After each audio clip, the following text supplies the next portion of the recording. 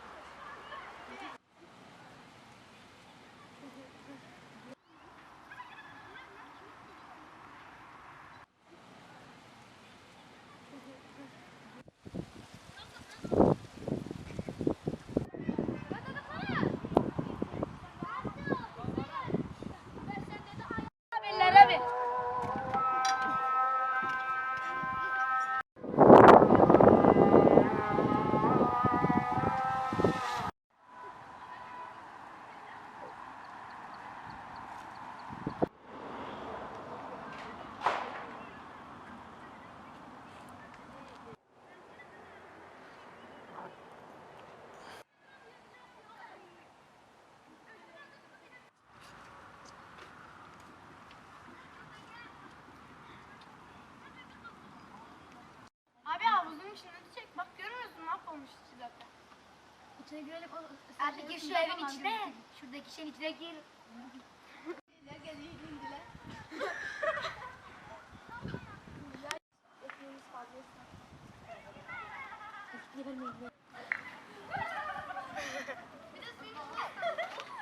Geldi.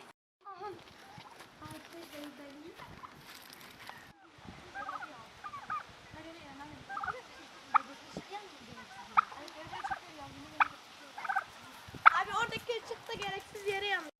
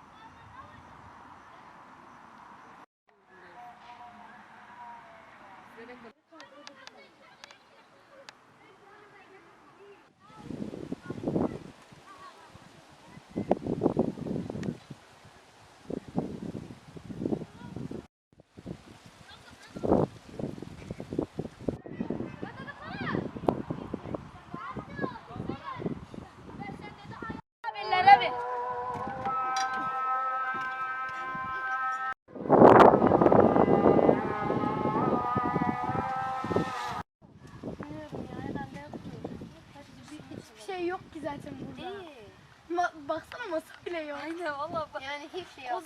Bu parka her zaman geliyor. Her hafta boyunca geliyoruz. Ama sanki bir yıl önce yapıldı ama sanki 15 yıl önce terk edilen bir park gibi. Ağaçların yüzünü kazıyorlar, ağaçları kesiyorlar. Masa bile yok resmen. Buraya sakin olduğu için geliyoruz ama her yeri kırmışlar. Her yer çöp ve deniz içinde. Eğer buraya zarar vermeseydiler her şey yerli yerinde olacaktı ama maalesef. Biz her hafta bu parka geliyoruz. Hep kütüphaneye gidiyoruz. Kütüphane çıkışında hep buraya oynamaya geliyoruz.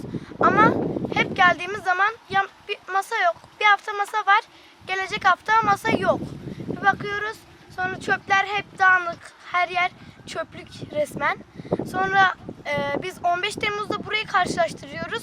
15 Temmuz daha temiz, daha bakımlı olduğu için orada daha çok insanlar var. Buraya geliyoruz. Burada birkaç kişi var. Ama işte yine de masalar kırık, çöpler dökük. Biz bu park için belediyeden yardım bekliyoruz.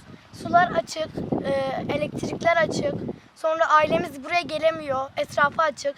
Hangi tür insanların geleceğini bilemiyoruz. Onun için pek güvenli olduğunu düşünmüyoruz. Buraya güvenlikçi koysalar çok iyi olur bizim için. Herhangi bir kapısı yok. Duvarların üzerinden atlayarak geliyoruz. Bir de biz öğrenciyiz. Evimiz de biraz uzak. Yani güvenlik